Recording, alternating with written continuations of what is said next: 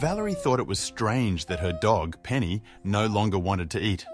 Normally, she always begged for more, but now she didn't even look at it. Valerie decided to visit the local veterinarian as Penny was losing weight rapidly. But when the vet's examination showed something very disturbing, he froze. The vet had no other choice than to report Valerie to the police. "I can't let you leave the premises," the vet said as he closed the door to the examination room behind him and locked it. Valerie was stunned. "Why not?" she asked the vet confusedly. But the vet's answer shocked her to her core.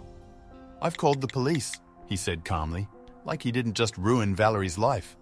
"But why?" Valerie exclaimed. She had done nothing wrong. "Where are you taking her?" Valerie asked as the vet picked up Penny and left the room. He didn't say a word and left Valerie in the dark about her sick dog, scared for her future as the police were on their way to arrest her for God knows what. As fear kicked in, Valerie knew she had to find a way out of there and fast. But escaping from a locked room with a waiting room full of people and a clinic full of cameras wasn't easy. There was no way she would get out of this clinic without the vet knowing, so Valerie began to lose hope. That was until she heard a single knock on the door. But what was going on with Penny? Why did the vet call the police? And who knocked on the door? Penny was a healthy dog that loved to eat. Whenever Valerie would eat something, Penny would sit right next to her, drool dripping from the corners of her mouth, just waiting for Valerie to drop something on the ground so she could have a little taste. Most times, Valerie would give her a little piece, not able to resist her hopeful puppy eyes. So you can imagine Valerie's surprise when one day, while eating the most delicious meatball sub, Penny didn't even look up. She seemed totally unfazed by the yummy smell of Italian meatballs drenched in tomato sauce, something she would usually almost steal out of Valerie's hands. Trusting her motherly instinct, Valerie ripped off a little piece of meatball and held it in front of Penny's nose. Penny smelled the meatball and turned her head away from it. Valerie was stunned. This wasn't normal behavior for her dog at all. She quickly walked over to Penny's bowl of kibble, which would normally be licked clean by now, and saw that it was still full, looking like Penny hadn't even touched it during the whole day. "Penny!" Valerie called her dog over. "Aren't you hungry?" Penny slowly walked in Valerie's direction, looking at Valerie with eyes that seemed empty rather than full of life and hope. Valerie realized something serious was going on with her dog and knew she had to do something about it. So, she went to the store and bought something Penny would never resist. Penny's favorite snack was a dried pig ear, so after buying it at the store, Valerie gave it to Penny, hoping to see some appetite in her dog. Sadly, Penny didn't even look at the ear and just lay in her bed, her eyes slowly closing as she fell asleep. Valerie didn't know what to do other than hoping tomorrow would be a better day. But to Valerie's disappointment, the next day, Penny still refused to eat. She looked like she was low on energy, which wasn't strange as she hadn't eaten in 2 days. Valerie stroked Penny's back and her heart sank. She could feel her dog's spine. She had to go to the vet, and quickly, this was getting out of hand. Valerie placed Penny in the back of her car and drove to the vet's clinic without an appointment. She hadn't been to this vet before, but her old vet never needed an appointment. When she arrived, she saw that the waiting room was very full, and she could only hope the vet had an open spot for her that same day. When Valerie arrived at the front desk, the receptionist asked her name without even looking up. "I don't have an appointment," Valerie carefully said. Now the receptionist finally looked up, but she didn't look amused. "We're full today. Do you want me to schedule an appointment for you?" she asked with a condescending tone. But Valerie had no time to wait for the next appointment. Valerie explained the situation, but the receptionist was stern. "The next available open spot is next week," she said, without even twitching an eye. Valerie was torn. The next vet clinic was nearly 3 hours away, so she would have to book a motel to stay overnight if she wanted to go there. "No, please, my dog needs vet assistance right now," she begged one last time. The receptionist looked unimpressed, and the whole waiting room was now staring at Valerie, judging her from head to toe. But her final plea had worked as a vet emerged from his examination room asking what the commotion was about. Now, all Valerie had to do was convince the vet to make space in his schedule to look at her dog. Valerie's eyes met the vet's, and without wasting a moment, she poured her heart out, begging him to see Penny immediately. Her voice was firm, her plea genuine, and it seemed to hit home. The vet, after a brief moment of contemplation, nodded slowly. "Okay, show me your dog," he said, his tone softer now, signaling a flicker of hope for Penny. With no time to lose, Valerie quickly opened Penny's travel cage, and the dog weakly stepped out. The moment the vet laid eyes on Penny, his expression changed from professional curiosity to outright shock. Penny's ribs were visible under her fur, her body frail and weak. It was a sight that screamed neglect, but Valerie's care told another story. The gasp wasn't just from the vet. As Penny stepped out, visibly struggling, every eye in the waiting room turned towards her. A collective gasp filled the room and heads shook in disbelief. How could such a vibrant dog be reduced to this?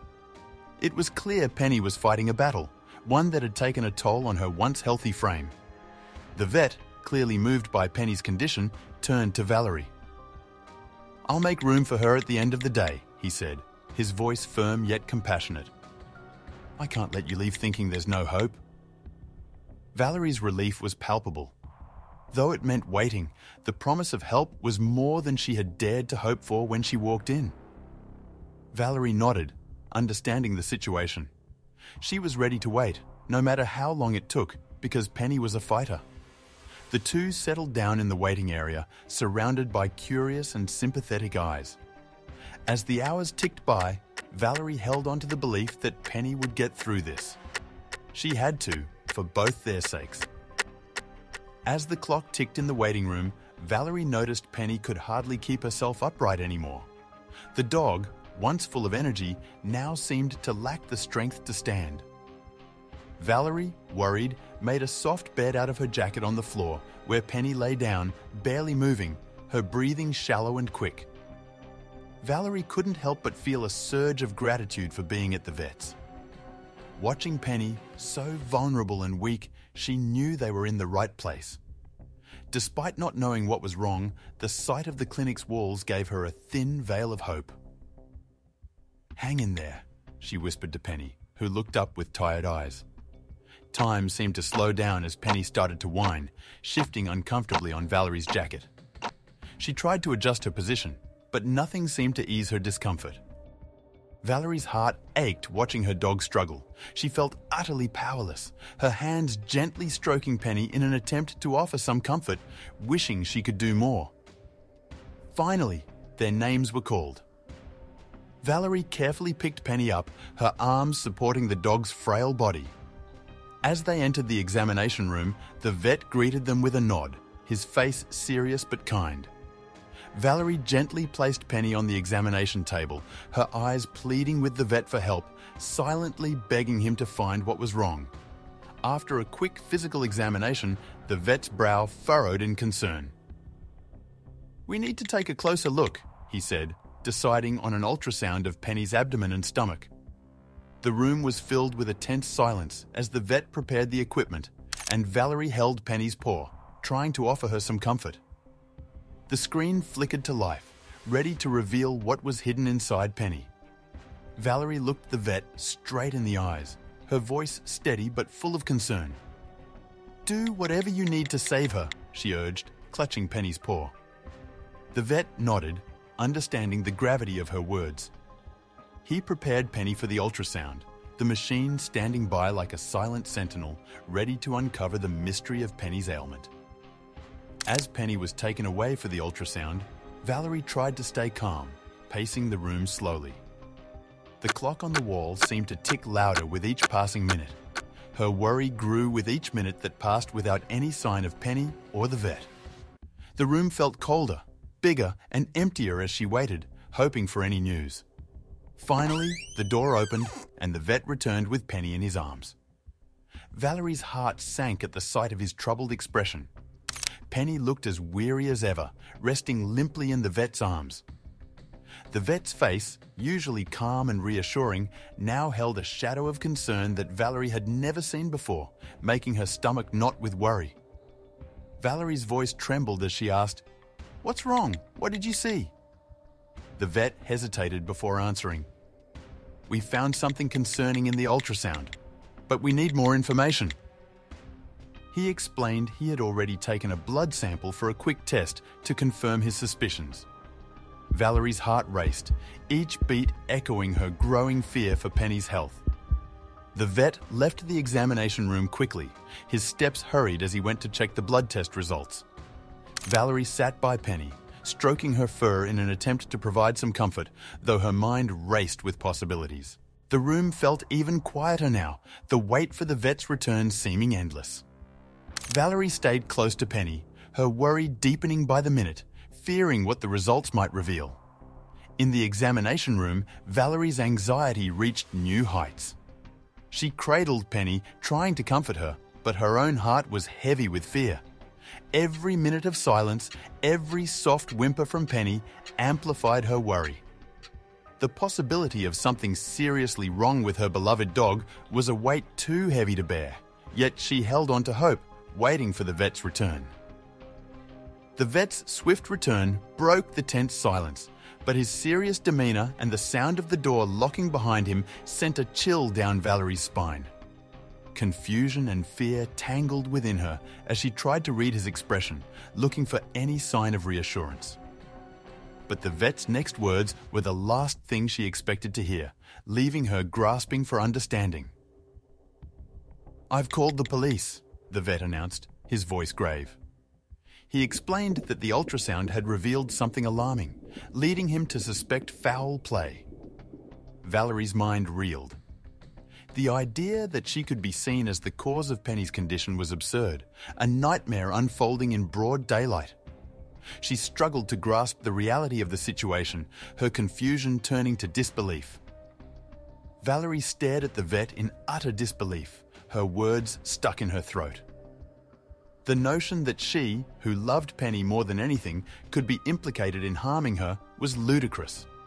She attempted to protest, to explain her innocence, but the vet seemed deaf to her pleas. The situation spiraled beyond her control, her efforts to communicate her love and care for Penny seemingly futile. As Valerie tried to convey her innocence, the vet, unmoved by her pleas, picked up Penny. He began to remove her from the room, ignoring Valerie's protests. The sudden separation from Penny, combined with the vet's accusations, left Valerie in a state of shock. The room felt colder, emptier, as she realized she was being left behind, alone and locked in, with no clear way out. Alone in the examination room, Valerie's heart raced. The walls seemed to close in on her as the reality of her situation sank in. Locked in, with no clear way out, fear gripped her.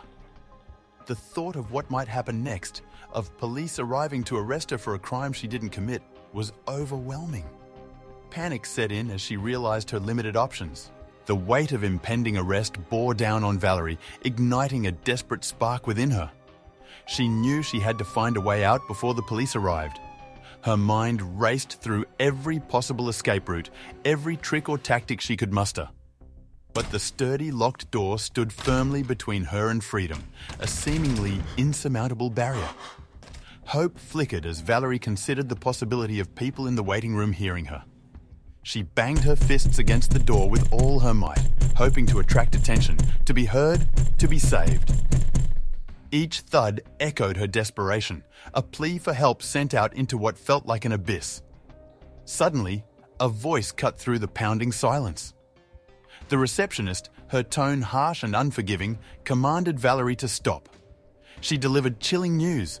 The vet had sent everyone away, isolating Valerie further. The realization that she was truly alone, with no witnesses, no allies, sunk in. Despair crept over her as she faced the stark reality of her situation.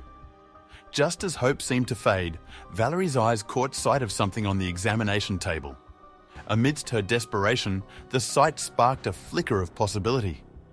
Items forgotten or overlooked in the rush of events lay there, seemingly insignificant, yet potentially her key to freedom. It was a moment of revelation, a possible way out from her predicament, waiting for her to seize the opportunity. On the examination table lay a small blade and a thin metal tool, items not meant for the likes of Valerie. Yet, in that moment, they were her only hope. With shaky hands, she picked them up, the realization hitting her that these tools were perfect for lockpicking. It was a wild idea, but desperation made it the only one she had. Valerie had only seen lockpicking done in movies, never imagining she'd attempt it herself. Holding the tools with an awkward grip, she inserted the thin metal into the lock, mimicking the actions she'd seen on screen. She twisted and turned, her heart pounding, doubts swirling. It felt like an eternity passed in those tense moments of trial and error. Then, a small, almost inaudible click resonated through the silence, and the door budged slightly open. Relief washed over Valerie, but it was short-lived. She couldn't leave without Penny. Her resolve hardened. She had to find her dog. The open door was a silent invitation to take a risk she never thought she'd take, stepping into the unknown. Valerie tiptoed through the clinic's back areas, a place she, as a client, had never been allowed. It was eerily quiet, the kind of quiet that amplified every small sound. "Penny?" she whispered, her voice barely above her breath. She moved stealthily, her heart racing, knowing that being caught would mean trouble. But finding Penny was all that mattered. As she whispered Penny's name again, a faint whimper answered back. Hope surged through Valerie's veins as she followed the sound, her movements quick yet cautious. The whimper was a beacon in the dimly lit hallways, guiding her through the maze of the clinic's restricted area. Each step brought her closer to Penny, her determination growing with every whisper of her name. Valerie's eyes scanned the dim room until they landed on Penny, weak but awake, confined in a small cage. The sight of her beloved dog, so vulnerable yet enduring, sparked a fierce determination within Valerie. Penny's eyes met hers, a silent communication of hope and fear. Valerie stepped closer, her resolve strengthening at the sight of Penny's plight. The moment Penny heard Valerie's voice, a slight wag of her tail broke through her weariness, a small but significant sign of recognition and relief. Seeing that faint wag made Valerie smile amidst the tension, a brief moment of joy in the chaos. It was a silent message of trust and love, strengthening Valerie's resolve to save her companion. The cage, surprisingly, wasn't locked. Valerie gently lifted the latch, careful to minimize noise and avoid any metal creaks that could alert someone to their escape. The door swung open quietly, and Valerie whispered soothing words to Penny, her heart pounding with the fear of being discovered, but fueled by the urgent need to escape with her dog. With Penny securely in her arms, Valerie moved swiftly. She found a different examination room, thankfully unlocked, and darted through it. Each step was calculated, her mind racing for the quickest route out. The weight of Penny in her arms was a constant reminder of what was at stake, driving her forward with desperate speed. Valerie's heart stopped when she reached the waiting room, her path to freedom momentarily clear until she saw 3 police officers standing by the exit. Time seemed to slow as she froze, caught in a moment of panic and indecision. The sight of the officers, so close to her escape route, filled her with a dread so intense it rooted her to the spot. In a swift motion, Valerie retreated to another examination room, clutching Penny close. She spotted a closet and slipped inside, her heart pounding in her ears. Surrounded by darkness and the soft, uneasy breathing of Penny, Valerie tried to calm her racing thoughts, desperately concocting a plan to convince the police of her innocence. Hidden in the closet's embrace, Valerie wrestled with her thoughts. She hadn't done anything wrong, yet the dread of not being believed loomed large. How could she, an ordinary person, contest the word of a veterinarian? The idea of facing the police, of trying to explain her side against a professional's accusations, felt overwhelmingly daunting. Suddenly, the vet's voice echoed through the clinic. "She's gone!" His announcement was followed by a stern instruction that she had to still be inside. Valerie's heart skipped a beat as she heard the urgency in his voice, triggering a flurry of activity. The sound of footsteps and authoritative voices filled the clinic, signaling the start of an exhaustive search for her. Valerie's breath caught in her throat as the police officers burst into the room, their presence dominating the space. She watched through the slats of the closet door, her body tense, as they searched methodically. The officers moved with purpose, checking under tables and behind doors, inching ever closer to her hiding spot. Valerie clutched Penny tighter, praying to remain undiscovered. The inevitable happened. The closet door swung open, revealing Valerie and Penny to the scrutinizing gaze of a police officer. He reached in, pulling Valerie gently but firmly into the light. The sudden exposure, the transition from the dim closet to the brightly lit room, was disorienting. Valerie's mind raced as she faced the officer, her predicament becoming all too real.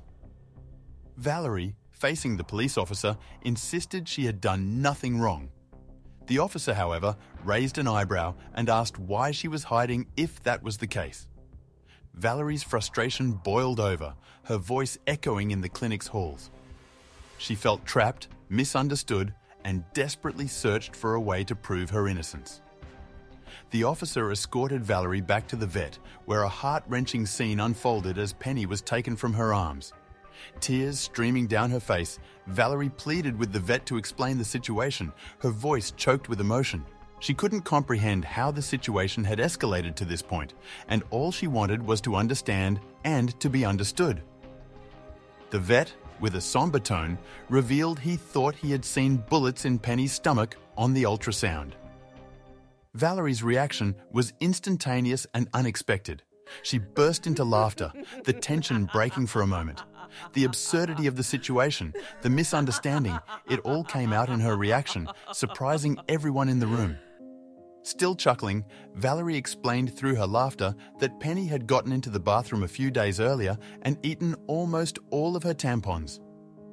The idea that these were mistaken for bullets seemed ludicrous now, and her laughter filled the room, a stark contrast to the seriousness that had enveloped them all just moments before. The vet's face turned a shade of red as he realized his mistake. The embarrassment was evident, but so was the dawning understanding of the situation. The tampons, ingested by Penny, explained her loss of appetite and the strange images on the ultrasound. It was a moment of relief mixed with embarrassment, but mostly relief that the mystery was finally solved. The vet turned to the police, his tone earnest, explaining that their presence was no longer required. He then faced Valerie, his expression apologetic for not having shared his initial findings earlier. The relief in the room was palpable as the misunderstanding began to clear, paving the way for Penny's care without the shadow of legal trouble hanging over them. The following day, the vet performed emergency surgery on Penny, carefully removing the ingested tampons. The procedure went smoothly, and Penny's resilience shone through. She made a full recovery, bouncing back with the same zest for life she had before her ordeal. Valerie stayed by her side, her relief and gratitude for the vet's skill and Penny's strength filling the room. From that day forward, Valerie made it a point to always keep her bathroom door closed. The scare with Penny had taught her an important lesson about pet safety and the unexpected hazards in one's home. She became more vigilant, ensuring that her beloved dog wouldn't find herself in a similar predicament again. Penny, for her part, seemed just happy to be back by Valerie's side, healthy and safe.